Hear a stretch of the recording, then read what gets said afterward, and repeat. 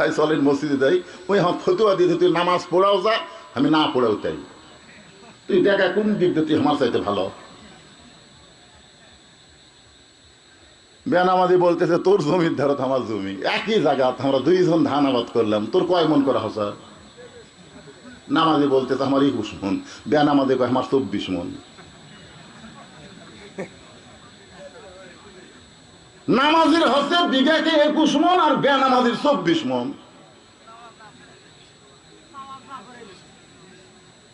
তুই আমার সাথে কোন দিকটা ভালো আছিস ক?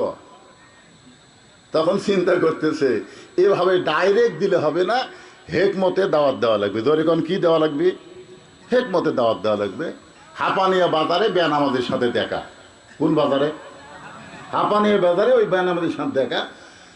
4টার সময় বলতেছে ভাই চলেন যাই। বেনামাজি বলতেছে এখন কোন নামাজ? কে রে, আসরের নামাজ তো 5টার সময়, তুই 4টার সময় হাত ধরলো, এখন কোন নামাজ? তো বলে ভাই নামাজ না। জীবনে তুই তো নামাজ ছাড়া আমার হাত ধরিস নি। বলতেছে ভাই আর তোমাকে আমি কান ধরে তওবা করছি, আর কোনোদিন তোমার নামাজের কথা কমো না, কারণ তুমি নামাজ না পড়াই যদি আমার চাইতে ভালো থাকো তো খামা খা, তোমার নামাজের কথা বলে লাভ কি? তো তাহলে হাত ধরলি কেন? বলে হাত ধরার কারণ হলো তোমাকে একটু চা খিলাবো। যখন কি খিলাবি?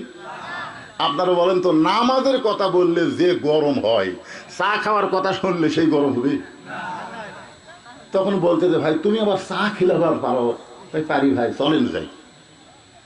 এখন বেনামাজের হাত ধরে চার স্টলে গিয়া বলতে ভাই দেন, নেমকি দেন, পেঁয়াজি দেন, যা ভালো ভালো আছে সবই দেন। বেনামাজি বলতে যে ভাই কত খাওয়াবেন? বলে নিয়ত করছি 50 টাকা। কয় টাকা? 50 টাকা খাওয়ানোর নিয়ত করছি। এখন খাইতে খাইতে 40 টাকা যেই খাওয়া হচ্ছে তখনই আসরের আজান দিছে। যে আসরের আজান দিছে তখন নামাজি বলতেছে ভাইজান এই মুয়াজ্জিনের সময় জ্ঞান নাই।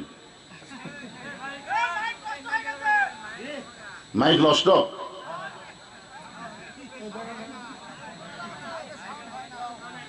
এ বাবা দেখো তো, দেখো ওইদিকে সাউন্ড হয় না কেন?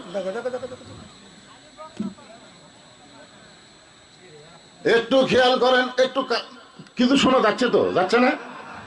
মাশাআল্লাহ, একটু খেয়াল করো বাবা, খুবই গুরুত্বপূর্ণ 4টা বিষয় আজকে আমরা আলোচনা শুনবো ইনশাল্লাহ। তো এখন মুয়াজ্জিনের দোষ ধরতে থেকে বেনামাজি না নামাজি? নামাজি বলতেছে মুয়াজ্জিনের আক্কেল নাই। কেরার 5টা মিনিট পরে আজান দিয়ে 50 টাকা খাই, এই 40 টাকা খাওয়া হতে আজান দেওয়া লাগলো। তখন বেনামাজি বলতেছে ভাই এরকম কথা বলা ঠিক না। দেখেন বেনামাজি বলতেছে নামাজিকে এরকম কথা বলা ঠিক না, মুয়াজ্জিন টাইম মতে আজান দেয়। তখন বলতেছে ভাই তাহলে আপনি একটু বসে থাকেন, আমি খালি যাবো, আসরের নামাজ পড়তে খুব বেশি সময় লাগে না, আসরের নামাজ বেশি লাগে না, আজান শোনার পরে আমি নামাজি তো আর 4 স্টলে বসে থাকতে পারি না, ভাই আপনি খালি বসে থাকেন, আমি যাবো 4 রাকাত নামাজ পড়ে 10 মিনিটের মধ্যে ফেরত আসতেছি, আসার পরে আরো 10 টাকা তোমাকে খাওয়াবো। এই কথা বলে নামাজি যখন যাওয়ার চাই, বেনামাজি খফ করে হাত ধরছে, হাত ধরে বলতেছে ভাই আমাকে বলবেন না।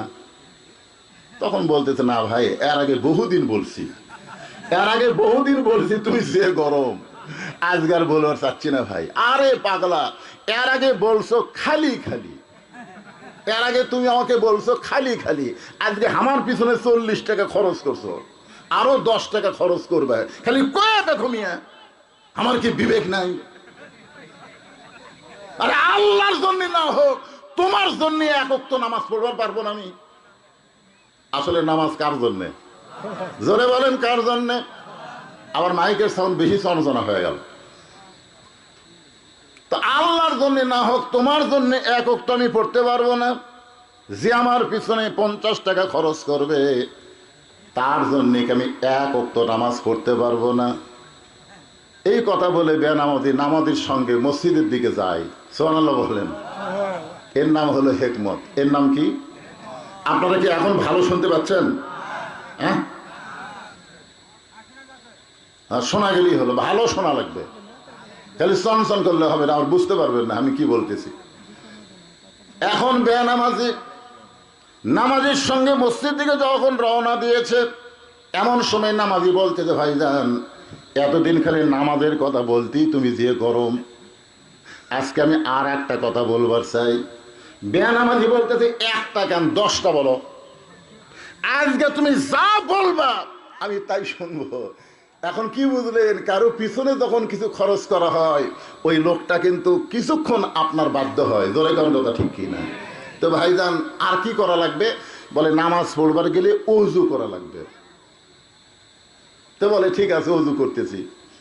ওযু করার পরে বলে ভাইজান আল্লাহর ঘরে ঢুকতে গেলে নিজের ইচ্ছা মতো ঢোকা চলবে না, আল্লাহর হুকুম নবীর তরিকা মোতাবেক ঢুকতে হবে। আল্লাহর ঘরে যখন ঢুকবেন তখন নিজের ইচ্ছা মতো ঢোকা চলবে না, আল্লাহর হুকুম নবীর তরিকা।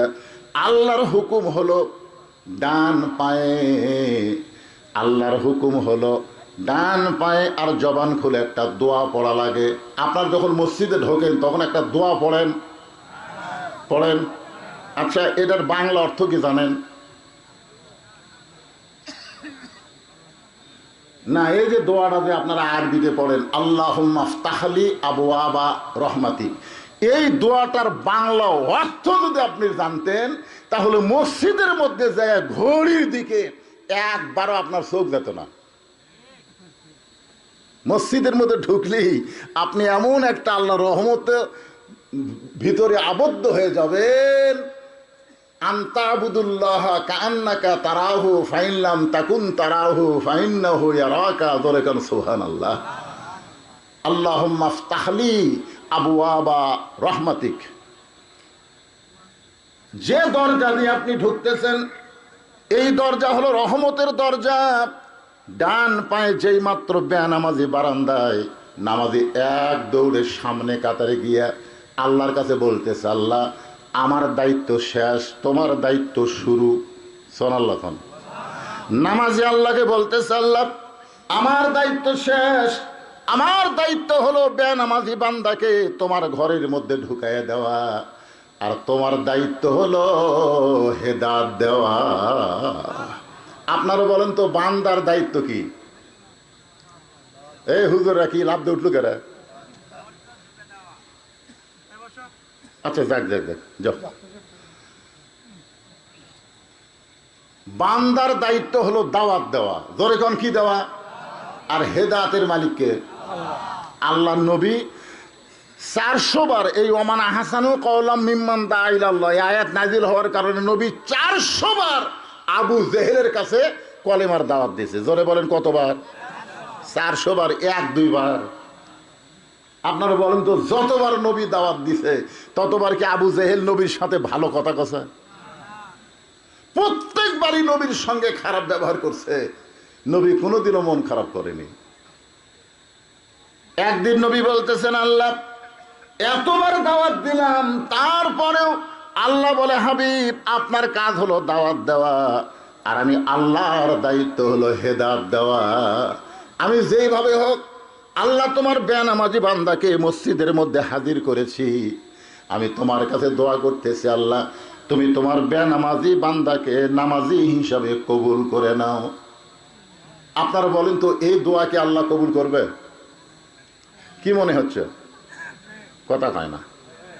একটা বেনামাজি বান্দাকে যেভাবেই হোক হেকমতের সাথে টাকা পয়সা খরচ করে মসজিদের বারান্দা পর্যন্ত নিয়ে গেছে, ও এখন সামনে কাতারে গিয়ে আল্লাহকে বলতেছে আল্লাহ আমার দায়িত্ব হলো দাওয়াত দেওয়া, আমি যেভাবেই হোক তোমার বান্দাকে তোমার ঘরের বারান্দায় হাজির করে দিছি, এখন তোমার দায়িত্ব হলো হেদায়েত দেওয়া। এভাবে যদি কোনো দাওয়াতকারী আল্লাহর কাছে দোয়া করে, আল্লাহ কি দোয়া কবুল না করে পারে?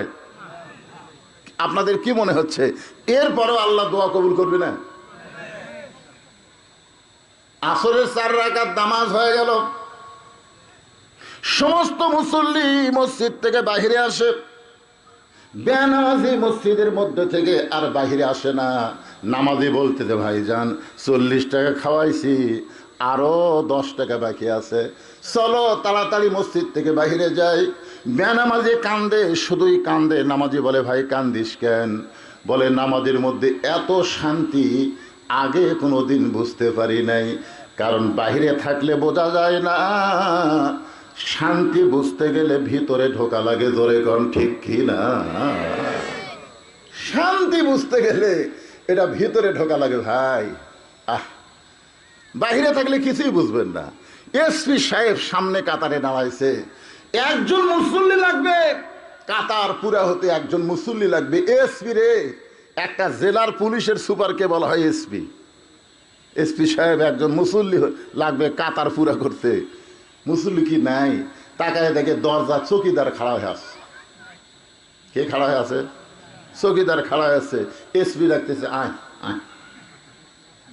চৌকিদার বলে, না স্যার, আপনি এসপি, আমি চৌকিদার। এসপি বলতেছে, পাগলা, ওটা বেড়ার কথা, ওটা বাহিরের কথা। আমি এসপি, তুই চৌকিদার, ওটা হলো বাহিরের কথা, ভিতরের কথা হলো আলাদা। আয়। চৌকিদার বুঝবার পারে না, তাই ভিতরের আবার কি আলাদা কথা রে? এসপি বলতেছে আয়।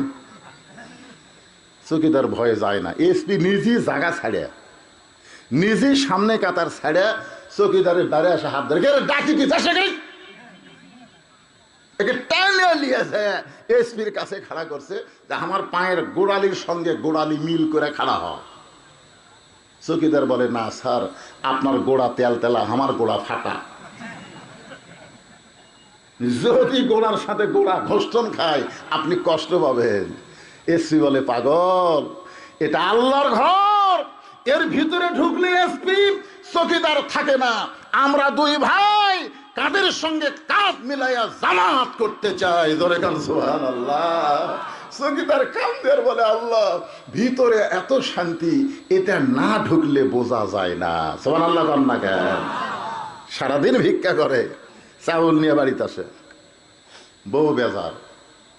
ফকির কয়, কুত, আমরা সবসময় প্রশংসা করব। আমি মাঝে মাঝে আয়নায় যখন নিজের চেহারা দেখি, নিজের কপালে হাত দিয়ে চুমা খাই। আমার কপালে আমি নিজে হাত দিয়ে চুমা খাই।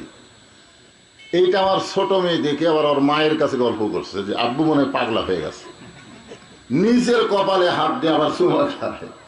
তা আমার বউ বলতেছে, ব্যারাম ধরলো কবে থেকে?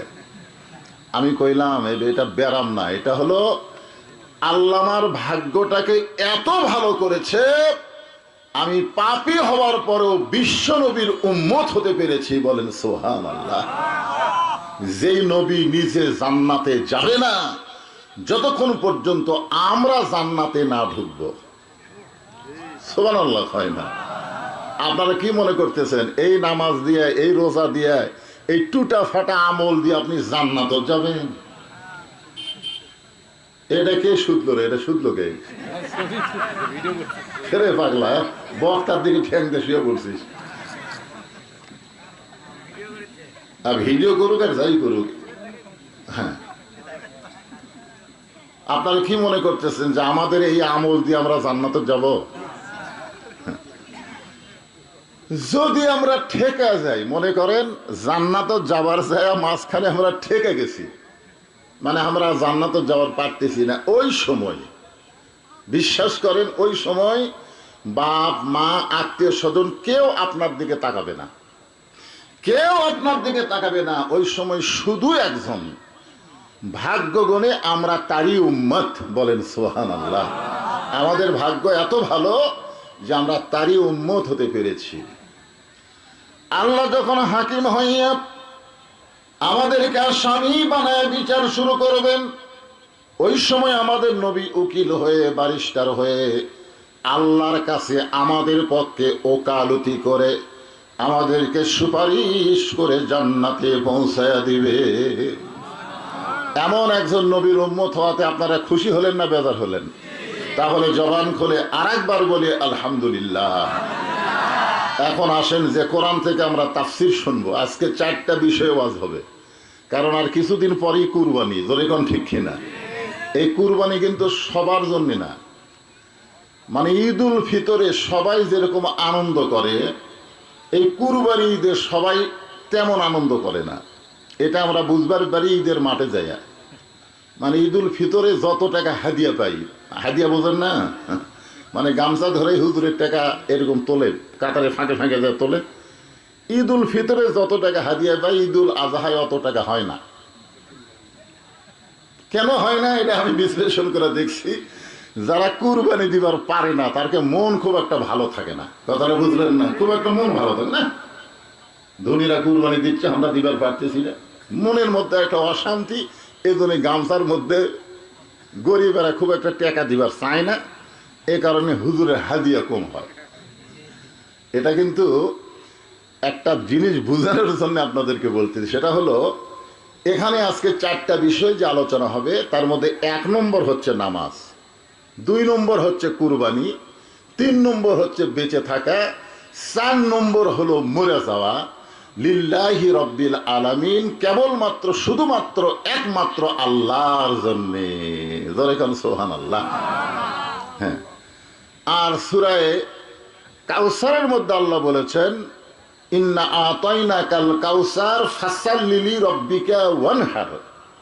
যদি তোমরা হাউজে কাউসারের পানি পান করতে চাও তাহলে কমপক্ষে 2টা আমল করা লাগবে, একটা হলো নামাজ, একটা হলো কুরবানি। তো এখন এখানে আমি সূরা কাউসারের আলোচনা করব না, আলোচনা করব যে আয়াতটা তেলাওয়াত করেছি, ইন্না সলাতি ওয়া নুসুকি ওয়া মাহইয়ায়া ওয়া মামাতি লিল্লাহি রাব্বিল আলামিন। এই 4টা বিষয় আজকে আমরা পুরোপুরি একটা তাফসীর শুনবো। আপনারা কি রাজি আছেন? এখন যাদের বলেন আশহাদু আল্লা ইলাহা ইল্লাল্লাহু ওয়াহদাহু লা শারীকা লাহু ওয়া আশহাদু আন্না মুহাম্মাদান আবদুহু ওয়া রাসূলুহু আল্লাযী أرسل رسوله بالحق بشيرا ونذيرا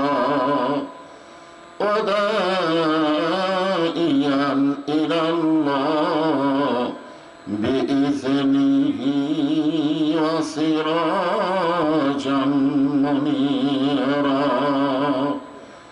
فقد قال الله تعالى في كلامه المجيد والفرقان الحميد.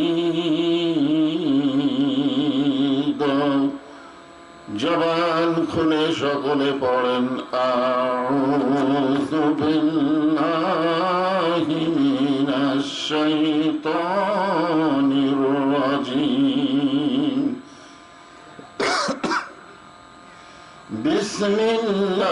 বিসমিল্লাহির রহমানির রহিম.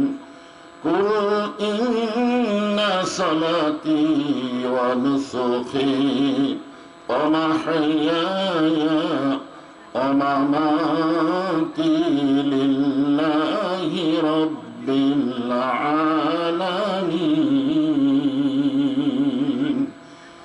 ইন্না আল্লাহা ওয়া মালাইকাতাহু ইউসাল্লুনা আলান নবী ইয়া আইয়ুহাল্লাযীনা আমানু সাল্লু আলাইহি ওয়া সাল্লিমু تسليما. اللهم صل على محمد وعلى آل محمد كما صليت على إبراهيم وعلى آل إبراهيم إنك حميد مجيد. اللهم بارك على محمد وعلى آل محمد كما باركت على إبراهيم وعلى آل إبراهيم إنك حميد مجيد. مشرق حب محمد সকলে বলি সাল্লাল্লাহু আলাইহি ওয়াসাল্লাম.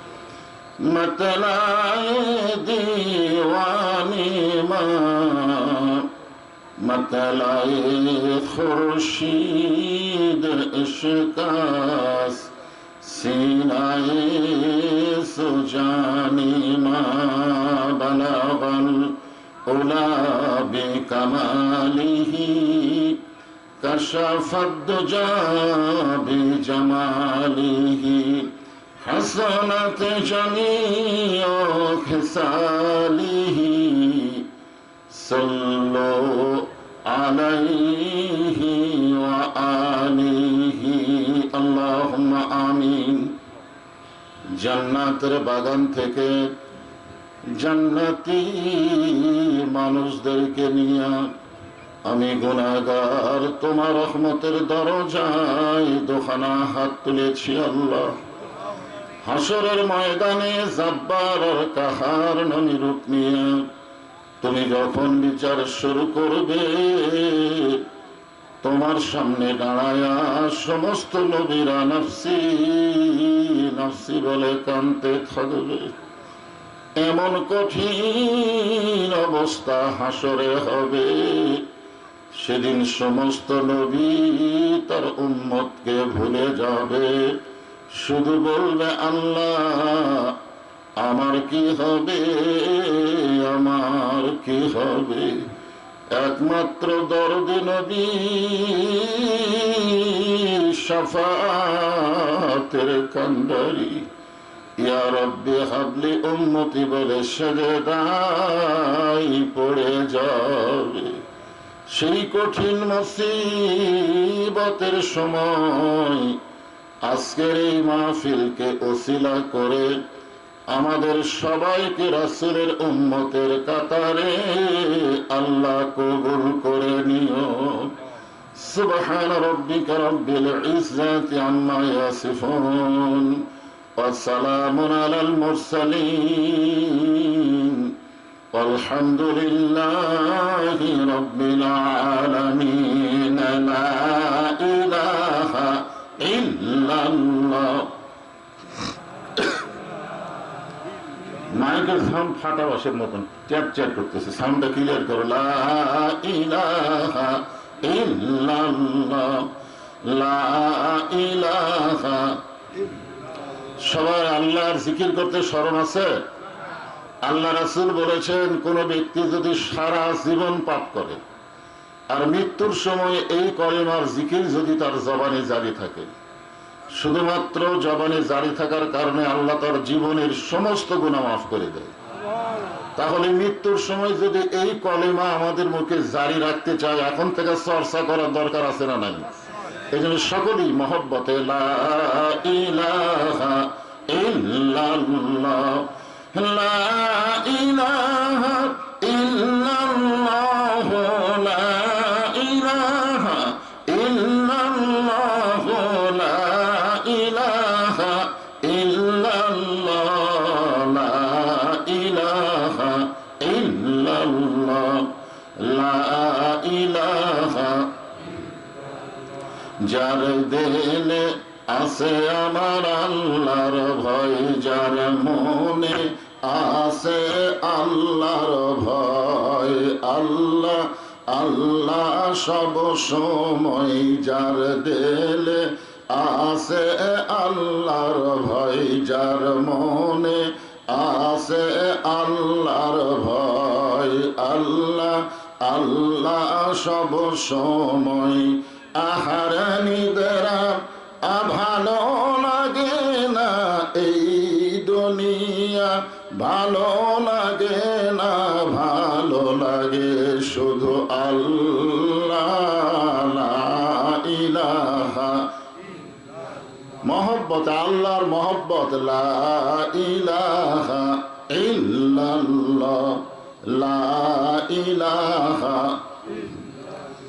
যখন দুনিয়াতে কোনো ইবাদত ছিল না, নামাজ ছিল না, রোজা ছিল না, হজ ছিল না, যাকাত ছিল না, তখন একটা ইবাদত, সেই ইবাদতের নাম হলো জিকির করা।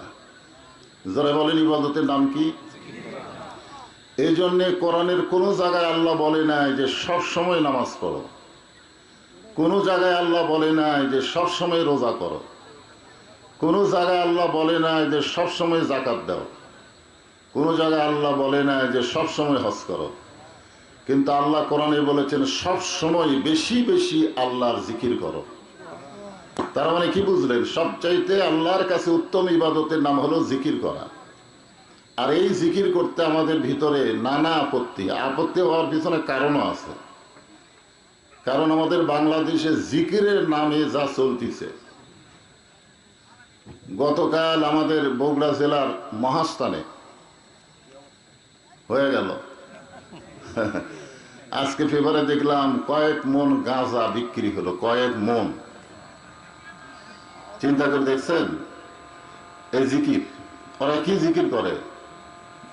ওই জিকিরের কথা হচ্ছে না তো। আফজালুল জিকির লা ইলাহা ইল্লাল্লাহ, সব চাইতে উত্তম জিকির হচ্ছে লা ইলাহা ইল্লাল্লাহ। এই জিকির করতে আমাদের আপত্তি আছে? এই জন্য মহব্বতে লা ইলাহা ইল্লাল্লাহ, লা ইলাহা, লা ইলাহা ইল্লাল্লাহ মুহাম্মাদুর রাসূলুল্লাহ। সকলেই বলি সাল্লাল্লাহু আলাইহি ওয়াসাল্লাম। এই যে দেখো তোমার মাইকে ভোঁ করতেছে, এটা বন্ধ করে দিলে সাউন্ড ক্লিয়ার হবে। বাসারি গ্রাম ইমামবাড়ি নুরানি হাফেজি মাদ্রাসা ও লিল্লা বোর্ডিং এর উদ্যোগে আজকের এই তাফসীরুল কোরআন মাহফিল, আজকের এই মাহফিল আল্লাহ তাআলা যিনাকে সম্মানিত সভাপতির আসনে কবুল করেছেন, যিনি মাদ্রাসার প্রধান হিতাকাঙ্ক্ষী আলহাজ মোহাম্মদ আব্দুল মালেক সাহেব, আজকের এই মাহফিলের সম্মানিত সভাপতিকে অন্তরের অন্তঃস্থল থেকে আমি শুভেচ্ছা জ্ঞাপন করছি এবং দোয়া করি আল্লাহ পাক তাকে সিহাতে কুল্লে হায়াতে তাইবা দান করুন। সকলে বলে আমিন। এবং আল্লাহর দ্বীনের আরো বেশি বেশি খেদমত করার তৌফিক দান করুন। আজকের এই মাহফিলের সম্মানিত প্রধান অতিথি জনাব আলহাজ মোহাম্মদ মামুনুর রহমান রিফন, যিনি আমার ডান পাশে বসে আছেন। ওনাকে বলা হলো আপনি কিছু বলেন, তো বলতেছে আমি কিছু ওয়াজ শুনবো তারপরে বলবো। তা আলহামদুলিল্লাহ আজকের প্রধান অতিথিকে আমরা প্রাণ ভরে সবাই দোয়া করি আল্লাহ পাক তাকে কবুল করুন। সকলে বলে আমিন। আজকের এই মাহফিলের সম্মানিত সুধীজন, সম্মানিত ওলামায়ে কেরাম, আপনাদের মাঝে মাঝে যে সমস্ত আলেম ওলামা বসে আছেন, মঞ্চে আছেন, মাগরিবের নামাজের পর থেকে এত রাত পর্যন্ত কোরআন হাদিসের আলোকে অত্যন্ত গুরুত্বপূর্ণ আলোচনা করে আপনাদেরকে শোনালেন আলেম ওলামা সহ আজকের মাহফিলের বক্তাগণকে অন্তরের অন্তঃস্থল থেকে আমি শুভেচ্ছা জ্ঞাপন করছি। এই মুহূর্তে আমার সামনে যারা বসে আছেন, এটা কিন্তু ওয়াজের মৌসুম না, এই সময় মাহফিল হয় না। জোরে কর, মাহফিল হয় না। জ্যৈষ্ঠ মাসে মাহফিল হয়, তারপরেও আজকের এই মাহফিল আল্লাহ পাক কবুল করেছেন। কারণ আমরা খবরে দেখলাম, শুনলাম অনেক জায়গায় বৃষ্টি হচ্ছে, কিন্তু এখানে আল্লাহ বৃষ্টি দেয়নি। তার মানে আজকের এই মাহফিল আল্লাহ কবুল করতেছেন, বলেন আলহামদুলিল্লাহ।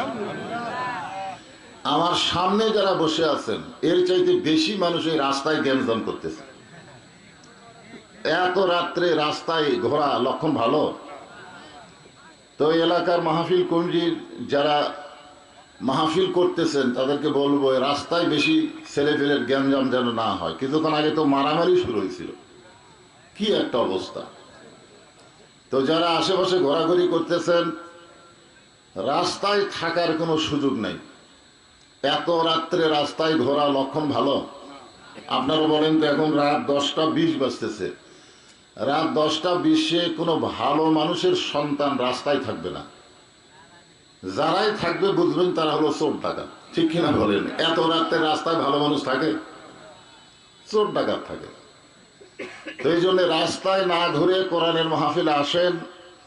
মন যদি না চায় আপনি বাড়িতে চলে যান, কিন্তু অযথা রাস্তায় ঘুরে আপনি আপনার বাপ মায়ের দুর্নাম করেন না। আসেন, যারা আমার সামনে বসে আছেন, যিনাদেরকে আল্লাহ তাআলা কবুল করেছেন, সুবহানাল্লাহ বলেন। এখানে আসতে গেলে বসতে গেলে যোগ্যতা লাগে। এমনি এমনি এখানে আসাও যায় না, বসাও যায় না। একথা আল্লাহ নিজে কোরআনে বলেছেন, মা সাবাকা মিন হাসানাতিন ফামিন আল্লাহ।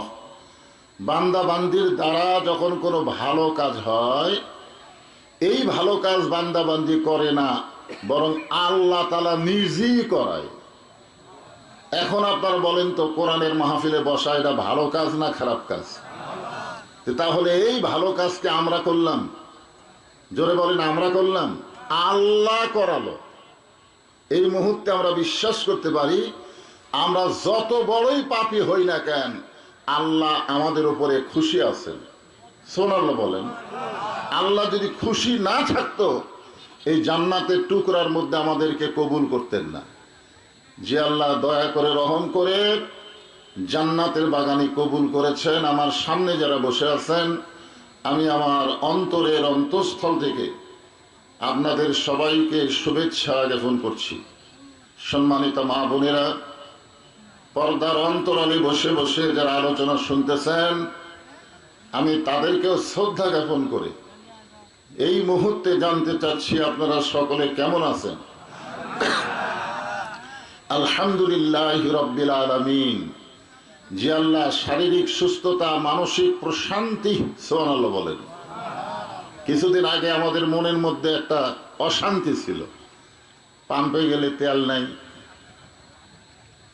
ঘন্টার পর ঘন্টা মোটরসাইকেলওয়ালারা লাইনের পর লাইন দাঁড়িয়ে থাকতো, জোরে কোন ঠিক কিনা? আমরা মাহফিলে গিয়ে দেখতাম মোটরসাইকেলওয়ালারা আসতোই না কেউ। এখন তো আর সে অশান্তি নাই, আছে? এখন পাম্পে তেল পাওয়া যাচ্ছে, ঘন ঘন কারেন্টও যাচ্ছে না, মোটামুটি একটা স্থিতিশীল পরিবেশ আমরা পেয়েছি। এই জন্য আমাদের শরীরও শান্তিতে আছে, মনের মধ্যেও প্রশান্তি আছে, বলেন সুবহানাল্লাহ। আরো প্রশান্তি হবে। আল্লাহ তাআলা নিজেই বলেছেন, যত প্রকার রোগ ব্যাধি অশান্তি সব দূর করতে পারে, তার নাম হলো আল্লাহর কোরআন, বলেন সুবহানাল্লাহ। আপনারা সেই কোরআনের মাহফিলে এসে বসে গেছেন। যদিও কারো মনের মধ্যে একটু অশান্তি থেকেও থাকে, কিছুক্ষণ পর দেখবেন সে অশান্তি আর থাকবে না। এই কথা কে বলেছে? আল্লাহই বলেছেন। আল্লাহ নিজেই বলতেছেন, অনুনাজ্জিলু মিনাল কুরআনি মা হুয়া শিফাউ ওয়া রাহমাতুল লিল মুমিনিন।